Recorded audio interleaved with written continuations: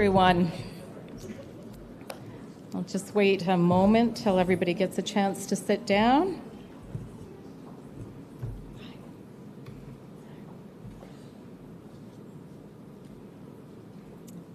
Good morning, everyone, and thank you for joining us here today.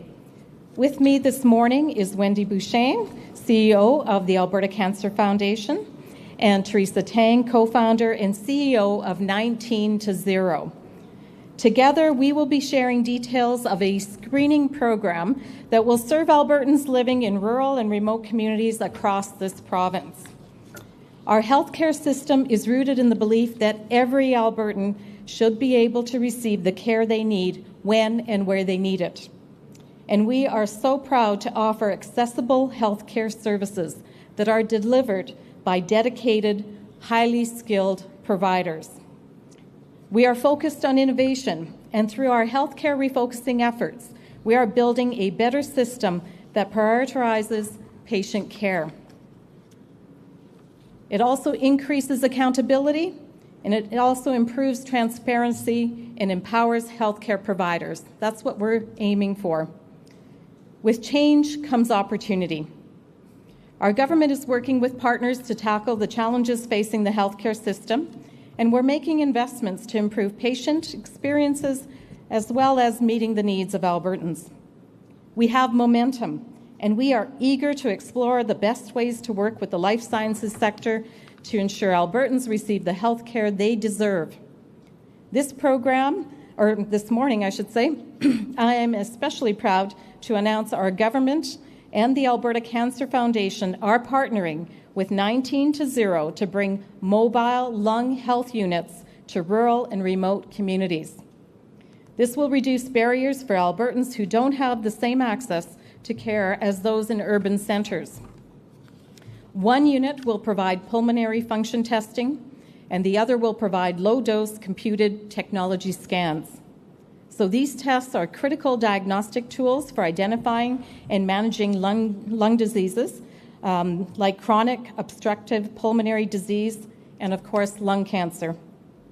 Across Canada, these services are predominantly available in urban centres, leaving rural and remote communities without access close to home. Patients in these communities often experience lengthy travel times to reach their closest diagnostic centres, which can lead to delayed diagnosis and the suboptimal management of lung conditions. So these mobile units will help bridge the gap, increasing the likelihood of early detection and treatment, which will improve health outcomes and, most importantly, will actually save lives. Our government is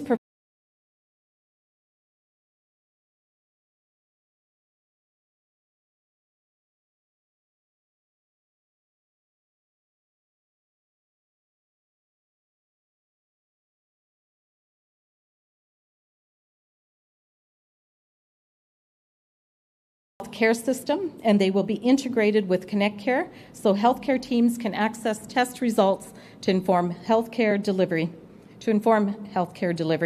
So we will be working with healthcare partners and local leadership to determine areas of need for mobile visits, and a website will be developed and it will list the location as well as the schedule of the units when it is available. So we expect the first unit will offer pulmonary function tests to be operational next spring, and the CT truck will follow. These mobile units will be able to complete more than 4,000 pulmonary function tests and up to 6,000 CT scans per year, a game changer for Albertans living in rural and remote communities. We all know someone who's been affected by cancer or other serious lung conditions. Every loss, and I mean every loss, is one loss too many. We owe it to ourselves, to our children, to our grandchildren, to future generations, all our loved ones, to do whatever we can to prevent future cases and to improve treatments and outcomes. As a government, we will continue to seek and welcome opportunities to drive innovation and improve access to care. So thank you again for being here. At this time, I'd like to invite Wendy to come and offer remarks on behalf of the Alberta Cancer Foundation.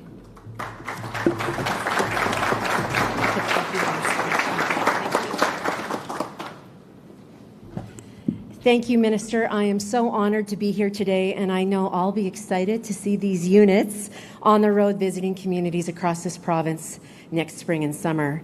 You know, at the Alberta Cancer Foundation, we believe in the power of community and the power of philanthropy to help create more moments for Albertans facing cancer.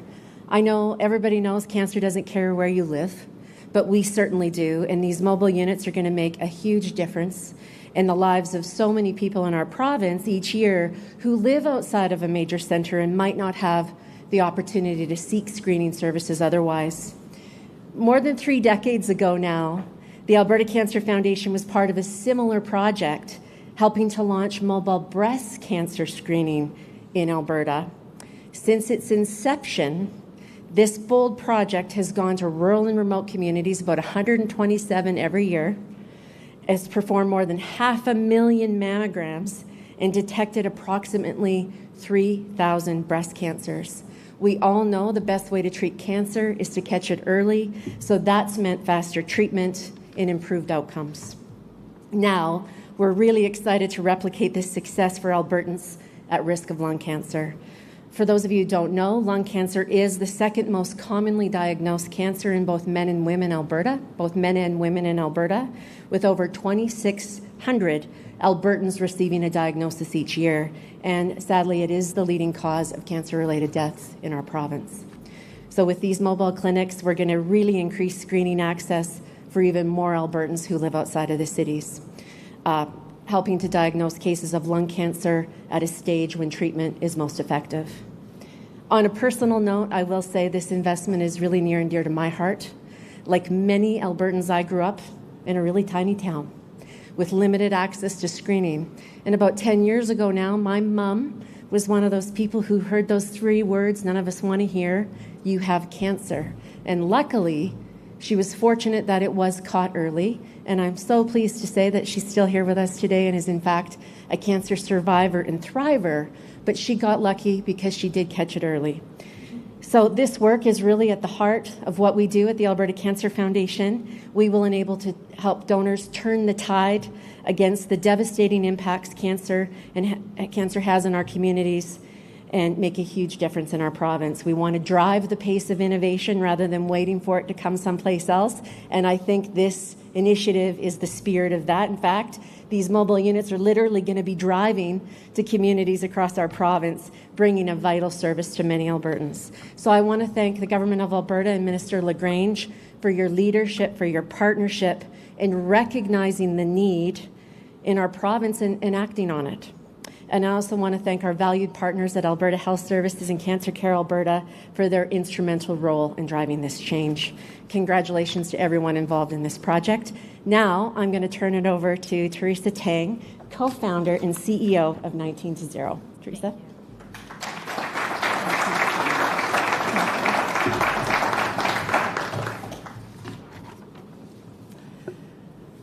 Good morning. My name is Teresa Tang, and I'm the co-founder and CEO of 19 to 0, an Alberta-grown national health not-for-profit focused on empowering communities to healthier behaviors. We were founded during the pandemic and have been helping lead the implementation of some of the most innovative approaches to Canada's most preventative cancers, so like cervical cancer or like what we're talking about today as well, lung cancer. And as Wendy mentioned, lung cancer is the leading cause of cancer death in Alberta. And that's why I'm thrilled to be talking about today how we are going to be bringing, with the help of this province, Canada's first mobile lung health truck to Alberta. The numbers...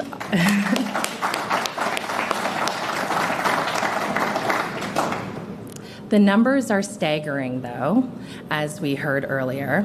1 in 12 men and 1 in 13 women in Alberta will face lung cancer in their lifetime. More Canadians die of lung cancer than prostate, colon, and breast cancer combined. That's more Canadians and more Albertans will die of lung cancer from prostate, colon, and breast cancer combined. Fortunately, 70% of lung cancer cases are found in stages, like Wendy mentioned, much too late. That means that the majority of lung cancer cases are found in stages that are harder to treat and much harder to cure. And beyond cancer, the burden of lung disease is especially high in rural and remote communities. For example, in our northern region, rates of chronic obstructive pulmonary disease, COPD, are double those than in urban areas like in Calgary, where we are today. That means that we are underdiagnosing, or it's too late, and placing unnecessary strains on our hospitals and our health system. That's why we're very proud to be partnering with ASO Medical to bring pulmonary function testing, which is a test that shows how well your lungs are working, and diagnostic imaging, computerized tomography, also known as CT scanning, to help providers diagnose lung diseases, asthma, COPD, and lung cancer. We want to give Albertans access to life-saving diagnostic tools no matter where they live in the province. Lung health touches us all. Whether a loved one, a friend, a colleague, we all know someone who has lived with the devastating impacts of lung disease. Our not-for-profit has always believed in the power of partnerships. This unique and innovative approach to bringing mobile diagnostic imaging and lung testing to hard-to-reach communities in Alberta is a reality because of the commitment of our government, our Alberta Health, and our generous philanthropic commitments from the Alberta Cancer Foundation. In just a few months, we united voices from across the system and across the country to make this vision, a mobile lung health truck, a reality. This means that earlier intervention, faster diagnosis, and more options for treatment and care for countless Albertans. We are excited to be working alongside schools, employers, municipalities, Indigenous communities, firefighter associations, healthcare providers, employers, and other organizations and partners across this province to support the lung health of Albertans. Thank you so much, Minister LaGrange, Wendy, on behalf of the Alberta Cancer Foundation and our many other partners, for your leadership and commitment towards the health of Albertans. Thank you so much.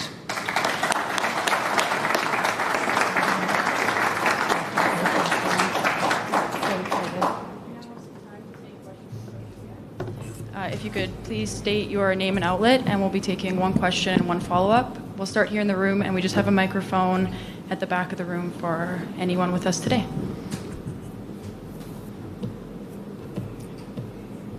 Hi, Minister. Hello. Hi, Minister. Mark Villani here with CTV Calgary. I have an unrelated question. It's related to the right to bodily autonomy that was mentioned in yesterday's Bill of Rights Amendment. There's been a lot of confusion as to what is meant by that. I'm hoping you can give some examples and explain at what point were any Albertans ever forcibly told they had to get a vaccination or medical treatment. We understand companies and local businesses had vaccine mandates which were detrimental to those who made their conscious and rightful decision not to get the COVID vaccine. But when was bodily autonomy ever not a right? And what medical procedure is your government referring to in regards to not having the choice to receive that? Is there any age limit to bodily autonomy as well?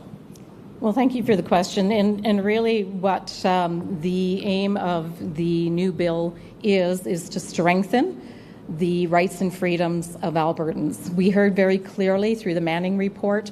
Mr. Manning went across the province. He did a lot of extensive engagement, listening to everyday Albertans and their experience, particularly through the pandemic, but obviously they were interested in sharing other thoughts as well. And what he heard and what he was able to share through the report is that Albertans want to have the rights that they already have enshrined to be even further strengthened. And so that's what this bill will come forward with, and happy as we table it in the fall here to show you the details of that. Any examples, though, of bodily autonomy not being implemented here? Well, again, I would rather just wait till we have the bill in front of you, and then you can actually see the wording of the bill, because you will see it is very much about strengthening the overall rights and freedoms of Albertans. So no examples. Next Mark, question. we'll move into the next There's a new question, policy proposal at the upcoming UCP AGM, which could include restricting late-term abortion funding unless the mother's physical health is in jeopardy. How often is late-term abortion happening when the mother's life is not in danger? How often is late-term abortion happening at all? My understanding that we do provide abortions in Alberta. They're federally legislated and legal, and that late-term abortions are not performed in Alberta per se unless there is a risk to the mother. Typically, abortions are performed somewhere between the 12th and 20th week. But again, I'm not a clinician, but I do know there are clinics in Alberta that do perform abortions, and will continue to do so as per the law of the land. Hello, Laurence with Radio Canada. I too have a question unrelated to today's announcement. It's such a good announcement. It is a good announcement. So I'm currently reporting on the increased budget for chartered surgical facilities. In a year, the budget has increased by 160%, going from 30 million to 80 million, but the number of contract for procedures has gone up by only 30%, according to your own numbers. Can you explain why the number of contracts hasn't followed the massive increase in budget for CSF? Well, I'd have to look at your numbers, because I know that our chartered surgical procedures that are being performed, the surgeries that are being performed in our chartered surgical facilities, those contracts are already, they're put in place, they're competitive, they have to be competitive with what we pay anywhere across the province. They're all publicly funded surgeries that are performed in these locations. That being said, the contracts are what govern those, and so my understanding is that we have actually increased considerably. Last year we had about 40,000, the year previous we had about 40,000 surgeries done in chartered surgical facilities. This year we're on track to have over 60,000, and that is increasing. And it goes by a fiscal year, not a calendar year, so I really don't know your numbers. I'd have to dig into that to check your numbers. Yeah, we can have a chat, but it was somewhere around 47 and 60 something. Well, and it could be depending, are you going by calendar year? Are you going by fiscal year? But again, chartered surgical procedures, those surgeries, are publicly funded, so they're all publicly funded procedures that help us eliminate our backlogs, and we're on schedule to do at least 310 surgeries, which is a significant increase over previous years. We're getting back actually more than pre-pandemic time. That was my follow-up. So the budget has continually increased over the years, but the CAI data shows that for priority surgeries like knees and hips, the wait time hasn't really decreased, and as a matter of fact, for cataract surgery, it has increased. So do you still think that going this way is the way to go, going with CSF? Well, the fact that we're doing more surgeries in clinically approved timeframes, it used to be that we had 60% were out of the clinically approved timeframes. Now we're at 40% that are out of clinically approved timeframes. That means more than 60 are in clinically approved timeframes. CAI data is not necessarily the greatest data to go by, because there's always a lag, and there's a good lag, usually a good year and a half or so. I actually have my ADM here of strategic planning, and she knows her numbers, and she, I'm sure, would be happy to chat with you about the issues that we have with CAI in the sense it's good data, it's just always behind, and it doesn't capture all of the great work that's happened, particularly I would say in the last year to 2 years. Good morning, Minister. Carlene Sorensen, City News. Yes. Mine is also unrelated, so sorry. A recent report shows nearly half of all new nurses in Alberta are leaving the profession before the age of 35. Why do you think that is, and what is the province doing about it?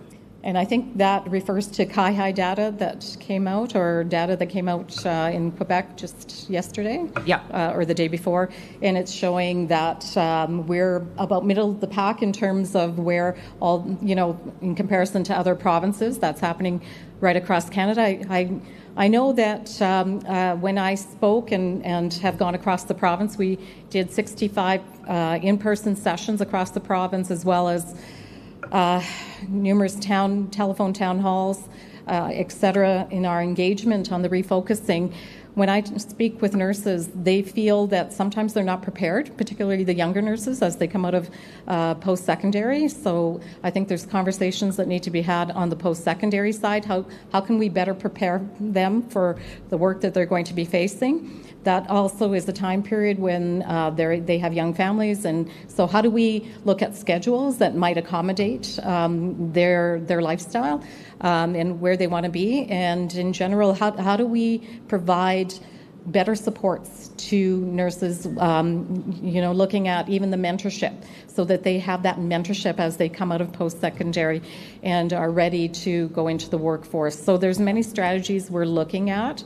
But I would just say that we've been very successful in attracting nurses to Alberta, and my understanding is that this year that the graduates that are coming out of post-secondary are, for the most part, staying in Alberta. So we want to make sure that they stay with us for the long term.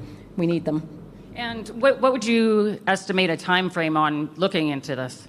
We've been actively looking into this, and we're actively looking at strategies on how we can make further improvements and further enhancements on what's currently happening. So it's an ongoing conversation. It's not, we're going to start in a week's time, or et cetera. We've been doing this all along, and we're going to continue to do it and even enhance it even further. Thank you very much. Yeah. Thank you.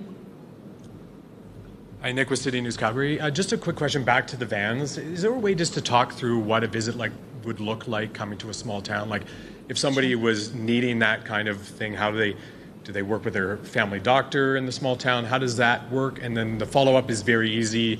We know there is one coming for 2025, I believe was said. Yes. Is just where we're looking at, like, how many trucks would we like to see even down the road for this project? Great questions. So I am going to turn it over to Teresa because she's got those answers.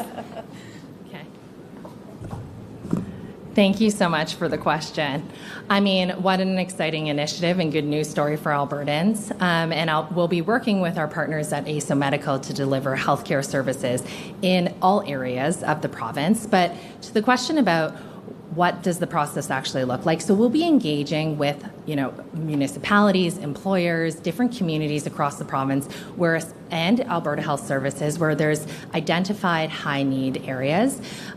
We will be working with primary care as well across the province to be able to ensure that patients can be referred smoothly into our mobile units. There will be one Sprinter van deploying the pulmonary function testing, and there will be one 41-foot truck carrying a CT scanner into the communities as well.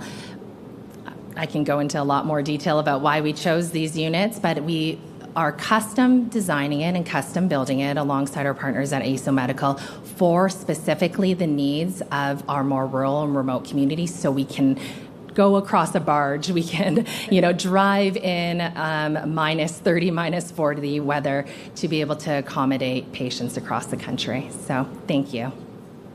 Okay, we'll move to the phones. Operator, can you put through our first caller? First question is from Sean Skolsky from CTV News Edmonton. Please ask your question. Hi, thank you so much for taking my question, and I apologize, it is off topic. It's for the Minister. Given yesterday's news about proposed changes to Alberta's Bill of Rights, are you at all concerned these changes could result in fewer Albertans, specifically those working in long-term care or medical facilities, from getting COVID or flu vaccines? Also, could you give an update as to when those new vaccines will be available in Alberta?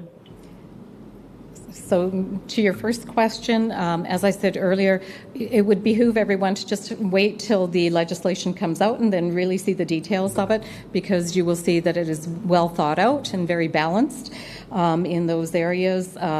So on the vaccine, we are awaiting Health Canada confirming that they have approved all of the vaccines. I do believe that we saw progress in the last few weeks.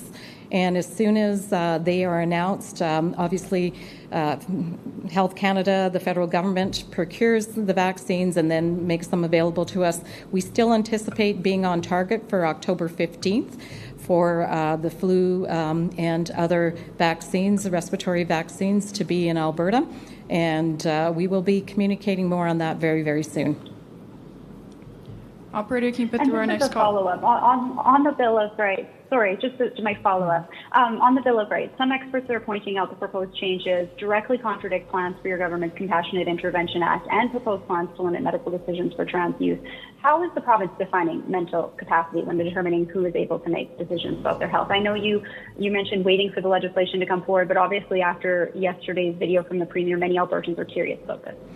Right, and again, the definitions, the terminology, etc. When you look at the details of the bill itself, now until the bill is legislated, I know there will be a lot of speculation, but at the heart of the bill, it's really about reinforcing Albertans' rights to their personal autonomy and to their personal freedoms. And again, it'll be balanced to make sure that we have the ability to function as a society as well, and to ensure the safety of all. And so there's a reasonableness language in there that you will find as it's introduced into the House. And I know it'll be introduced as one of the first bills in the fall. We go back into the legislature here on October 28th, and I'm sure at that point in time there will be an opportunity for you to dig into the details of that bill. It's quite a comprehensive bill, and I'm sure we'll have lots of opportunities to dig into the actual specifics of it at that time. Operator, can you put through our next caller? Thank you. The next one is from Jennifer Lee from CBC News. Hi, thanks for taking my question. It's for the Minister, also another topic. In a note shared with healthcare workers, AHS's CEO told them really to be prepared essentially for capacity challenges during this upcoming respiratory virus season, and that steps like EMS offload would be put in place to handle the influx.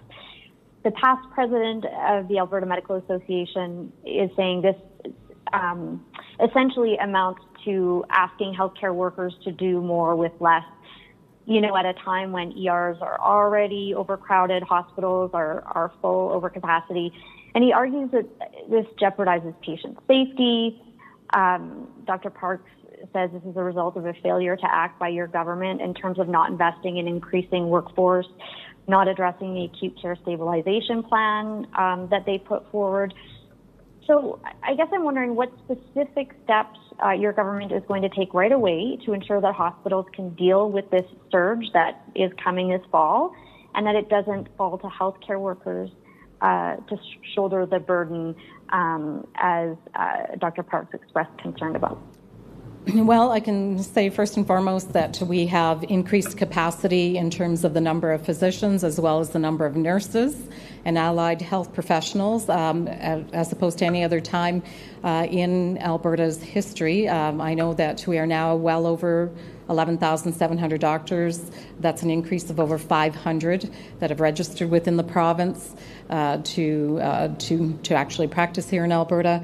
We also have well over 4,000 nurses that have been added to our overall workforce in Alberta. When we look at the fall, we know that respiratory virus season hits all hospitals in all communities right across Canada and globally. And what Alberta Health Services is currently looking at is their surge capacity. So they always have the ability to access their surge capacity. And I know right now that the CEO of Alberta Health Services is looking to make sure that that is staffed appropriately so that it doesn't overburden any one particular staff grouping. And so that is certainly what happens each and every fall. Every year we go through this, and obviously we had that heightened through the pandemic. We know that we can bring on additional capacity, and we as a government always take the safety and security of Albertans very, very seriously. So we want to make sure that that Albertans do get the care they need when and where they need it, and our hospitals are a mainstay for that. So yes, it is being talked about, taken into considerations. There's plans in place, and that is what good governance does in healthcare. Do you have a follow-up, Jennifer? I do, thank you. I'd like to ask you, Minister, also about the pay model for primary care physicians. The AMA has been accusing your government of not fulfilling its commitment to put this new pay model for primary care physicians in place. They say they've had multiple commitments, both public and private, including sign-off by the Premier on the deal. So can you tell us what is holding this up? What are the specific reasons it has not been announced yet? What steps need to be taken for this to happen?